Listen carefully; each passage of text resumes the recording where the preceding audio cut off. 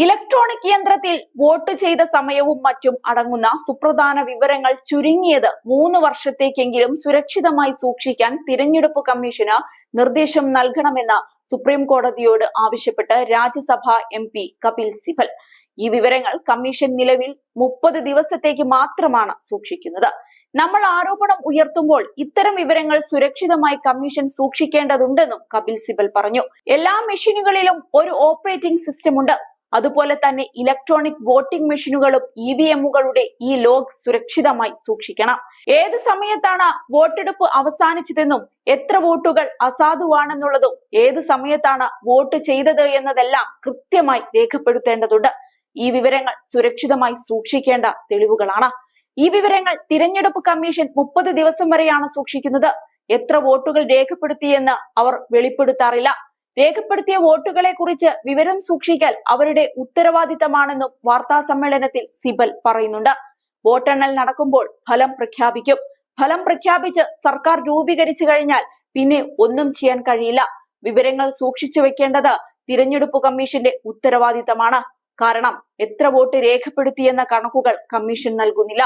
ഫലം പ്രഖ്യാപിച്ച് സർക്കാർ രൂപീകരിച്ചു കഴിഞ്ഞിട്ട് ഒന്നും പറയാനാകില്ല. അതിനാൽ ഈ വിവരങ്ങൾ 2-3 വർഷത്തേക്ക് സൂക്ഷിക്കണമെന്നാണ് കപിൽ സിബൽ ആവശ്യപ്പെട്ടിരിക്കുന്നത്. പോളിംഗ് സ്റ്റേഷൻ തിരിച്ചുള്ള വിവരങ്ങൾ വിവേചനരഹിതമായി വെളിപ്പെടുത്തുന്നതും വെബ്സൈറ്റിൽ പോസ്റ്റ് ചെയ്യുന്നതും തിരഞ്ഞെടുപ്പ് സംവിധാനങ്ങൾ താറുമാറാകാൻ കാരണമാകുമെന്ന് കഴിഞ്ഞ ദിവസം കമ്മീഷൻ സുപ്രീം കോടതിയിൽ പറഞ്ഞിരുന്നു. ഇതിന് പിന്നാലെയാണ് സിബൽ കോടതിയിൽ വിഷയം ഉയർത്തിയത്. അതേസമയം പത്രസമ്മേളനത്തിൽ വോട്ടെണ്ണൽ ദിനത്തിൽ EVMൽ ക്രമക്കേട് നടന്നിട്ടില്ലെന്ന് ഉറപ്പാക്കേണ്ടത് എങ്ങനെയാണെന്നത് സംബന്ധിച്ചും സിബൽ വിശദീകരിച്ചിരുന്നു. മെഷീൻ തുറക്കുന്ന സമയം ജൂൺ 4-നാണെന്ന് ഉറപ്പാക്കണം. ഈ സമയത്തിൽ എന്തെങ്കിലും വ്യത്യാസം വന്നാൽ മെഷീൻ മുൻപ് തുറന്നിട്ടുണ്ടെന്നാണ് അർത്ഥം. കൺട്രോൾ യൂണിറ്റിന്റെ സീരിയൽ നമ്പറിന്റെ പൊരുത്തവും നോക്കണം.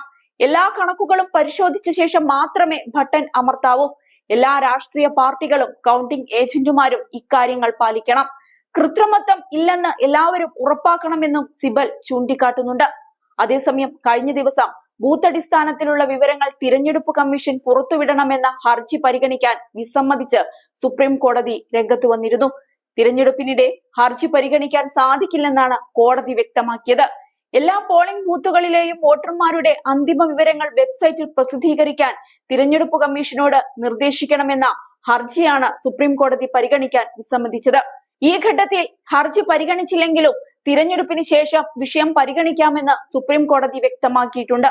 ജസ്റ്റിസുമാരായ ദീപങ്കർ ദത്തയും സതീഷ് ചന്ദ്ര ശർമ്മയും അടങ്ങുന്ന അവധിക്കാല ബെഞ്ചിന് മുൻപാകെയായിരുന്നു ഹർജി എത്തിയത്.